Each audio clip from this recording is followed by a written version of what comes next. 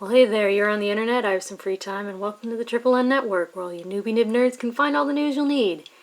Let's look at an ink today, shall we? Now, today's ink I have in cartridge form, and it's Herbin Terre De Feu, or Land of Fire, as I believe it stands for. And I apologize for my terrible pronunciation.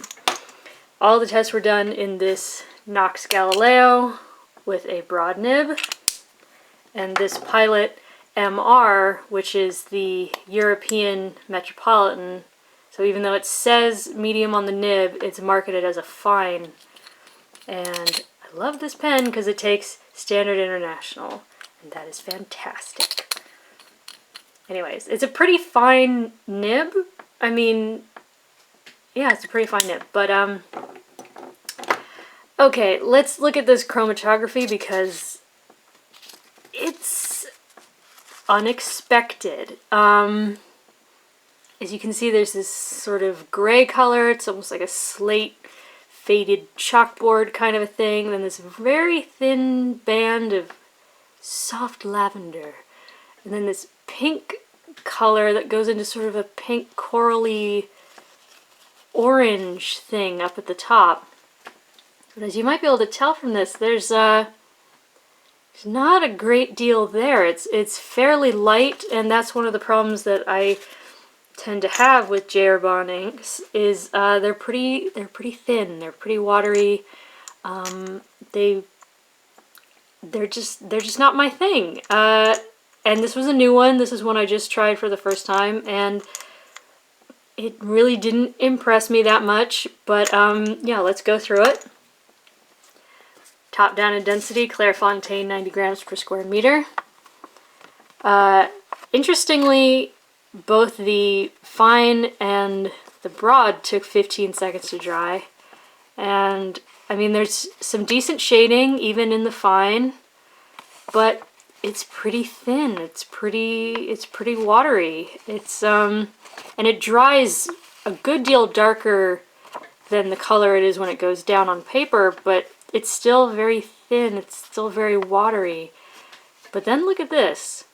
Once you wash it, it somehow gets darker. It's this dark brown color. So that's interesting. It has odd water resistance, and it's a dark brown. It's darker when it...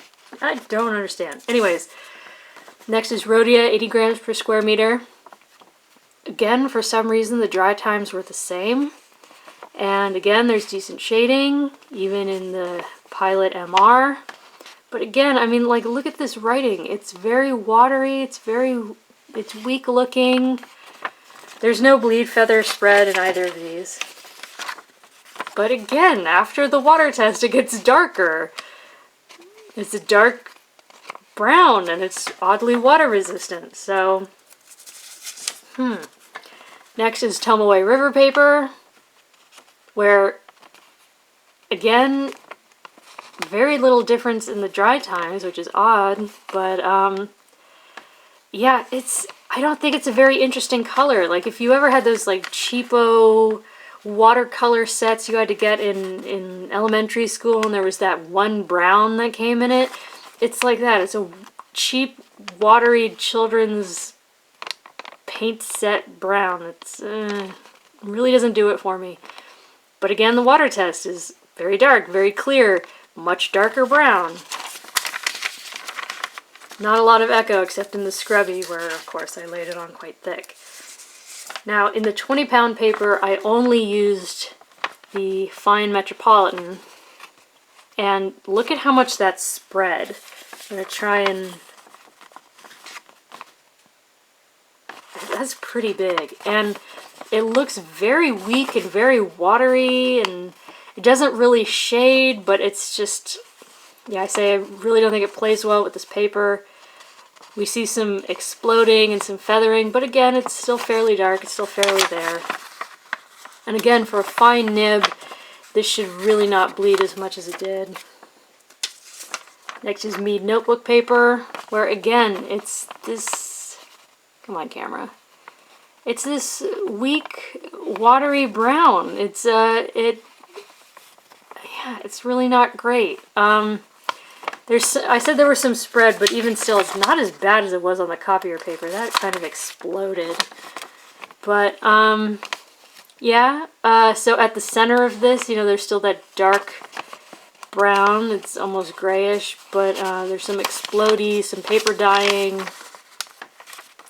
In parts it did okay, but yeah, you know, And last is Moleskine notebook paper, where it took 8 seconds to dry. Camera, what are you doing today?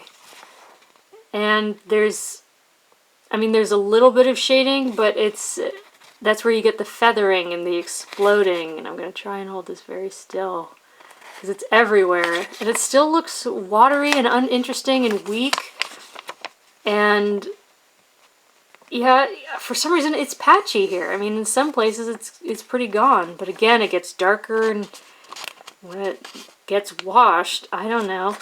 But yeah, again, this is a fine nib, and I really would have expected better. So I wrote in the corner with Noodler's Walnut, which is my favorite brown, and which has been some of the best behaving ink I think I've reviewed so far. And this is in a Quaco medium. So look at that Quaco medium versus the Pilot medium or fine. And, you know, it doesn't feather, doesn't explode. You still have a bit of shading. No bleed. None. So, yeah, there you go. That's Herbin Terre De Feu. Land of Fire. It's a great dramatic name for a weird, uninteresting ink. I mean, well, the weird thing going on with the water test, that's kind of interesting. I don't know what that's about, but yeah, so for your consideration from the Triple N Network, if you liked the video, please give it a thumbs up. If you'd like to see more, please subscribe to the channel, and thanks for watching. Bye.